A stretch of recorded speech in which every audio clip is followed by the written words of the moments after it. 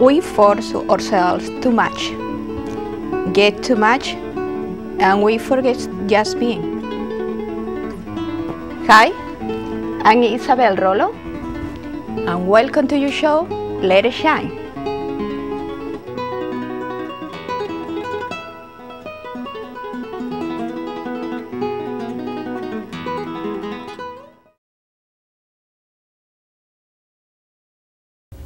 Hello, welcome to Let It Shine show. I'm Isabel Rollo, your host, and today is with us Sotantar, the Gong master. Welcome, Sotantar. Hello, thank you for having me here. Welcome to Let It Shine show. And for the people that don't know nothing about Sotantar, tell us, who is Sotantar?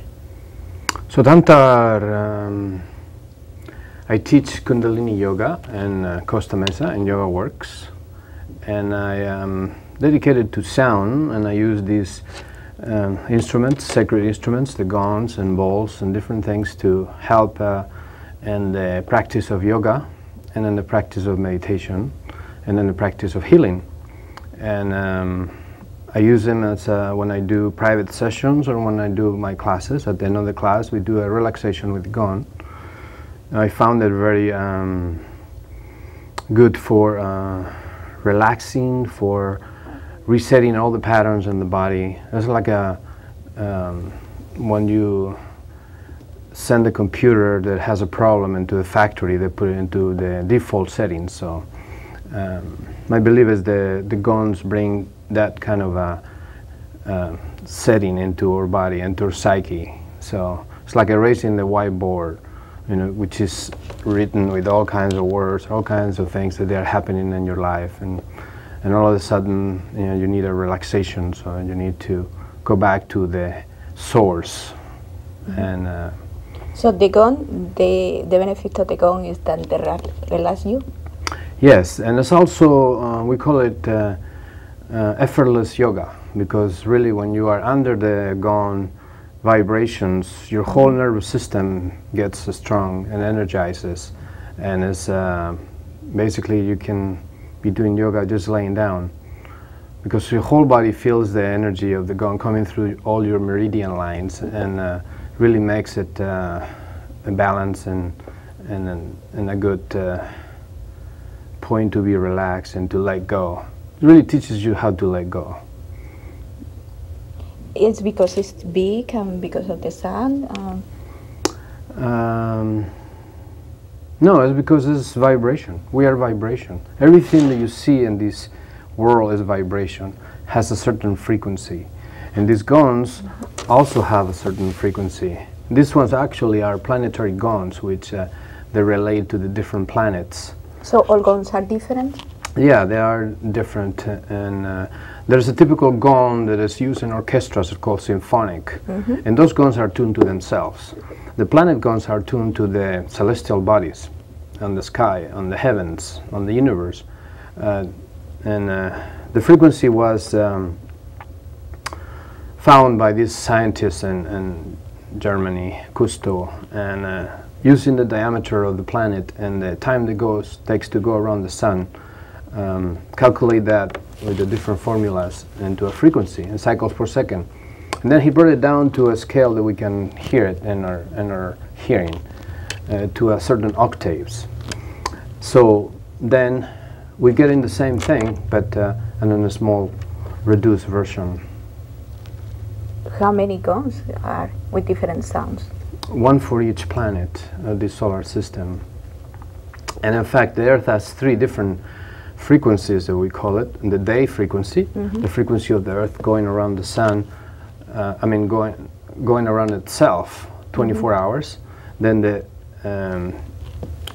the year, or the Earth year gone, which is 365 days, and the Earth platonic, which is mm-hmm. 25,000 years, which is the axle of the Earth as it goes around in a wobble type of a move. It takes 25,000 years to complete. Yeah? Mm-hmm. And right now we are in the Piscean age, leaving the Piscean age into the Aquarian age. So every sign has about 2,000 years. So as we make this transition into the Aquarian age, kind of brings these moments of awakening, and as you can see in the whole world, what is happening right now with all the different countries and all the different awakening that is happening, and moving into a new era, the Aquarian age. The Piscean age, the mantra that we say in Kundalini Yoga is, I want to know. And then the Aquarian age, the mantra is, I know. So it's a big change in consciousness, big change in the whole way of that we look at life. And at the same time, we are coming through different aspects and the planetary talk, like the solar system is going to move through the center of the galaxy in 2012. That's one of the things. We are moving. Becoming a different gong then? No, it's the same gong, but we are as a solar system moving closer to that particular axle, to the center. So it's it's going to bring even more energies into this space. You know, the Mayan calendar is kind of have this 2012 meaningful of that the world as it is, it will end. Doesn't mean there's going to be a cataclysm, but we'll begin to see things in a different way. And we've already seen it. You can see what happens in the news all the time. So we use these planetary frequencies to help us be in tune with the universe and be in tune with ourselves, with the universe inside. Because as there is a universe outside, there is also a universe inside. So it's like as above, so below. One of the fundamental laws of the universe, and by the Kybalion, in fact, Hermes Trismegistus, Egyptian sage. What is the major benefit to be in tune with the universe? In tune? It's like a surfer that is surfing on top of a wave in a harmonious way. Yeah. So it's just for fun? Yeah. Life is just all about fun. Just about our birthright is happiness. So, and but the best thing is an experience. I can talk for hours about the gong, but the best thing is to actually feel the effects of the gong. And because these technologies are here, they're thousands of years old, and people are not aware that they exist. They are not. So they take other resources that are available to them, either pills or other things. Doesn't mean that the pills are bad, but if we can take things that they don't have these kind of side effects, usually will be more beneficial. So what about if I just give you an... Perfect. I was ready to ask you if you play the gong for us. But before, do you need a special talent to play the gong? Yes, there is a training that I actually do for like 3 years. There's 3 levels. And plus we work a lot in meditation and yoga, so it's a whole combination. And it's not just an instrument that you're going to play and learn some techniques. It's going beyond the techniques, going into the subtle. We use our subtle bodies to appreciate the sound like we appreciate sound and fractals. The whole world is fractals. These flowers as fractals. And the mathematicians, they didn't know. They only knew squares, rounds, and they were not able to figure this out, how to map this, until they come up with the fractal theory. So, and fractals is something that you can keep diving inside, and it's a never ending. In fact, if you can ask somebody if they can measure the coastline of an island, and they will tell you, yeah, measure this length, so many kilometers, it's impossible. Because it depends which measurement you are using. If you use a meter, it's going to be so many meters, but if you use an inch or a centimeter, it's going to be longer. And if you use something smaller, it's going to be longer. So really, it's totally impossible to measure a coastline. It's proven. So we are just depending on what kind of a measure we use. That's what we think it is, but the world is really infinite. You sound like you must be very good with math. With what? Math? With math.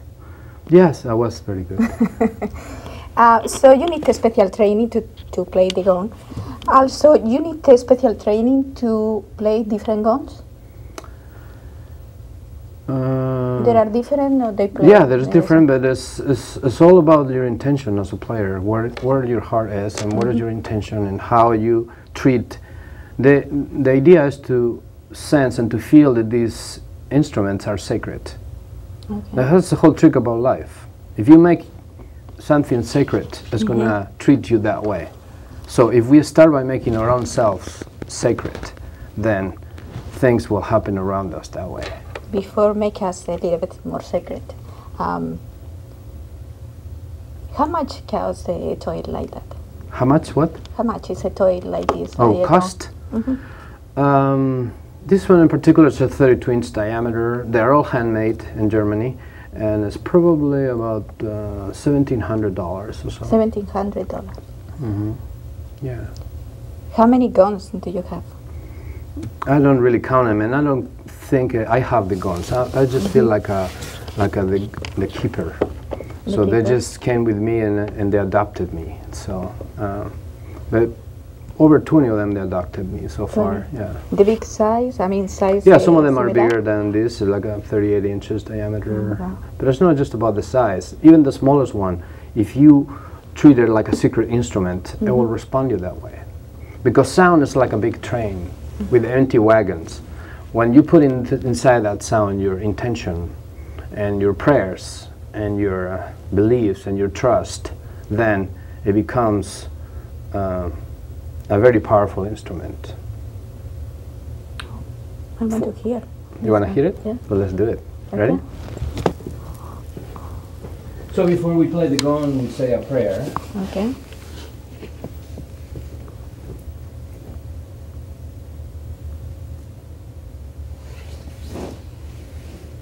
And the prayer could be mental or it could be out loud.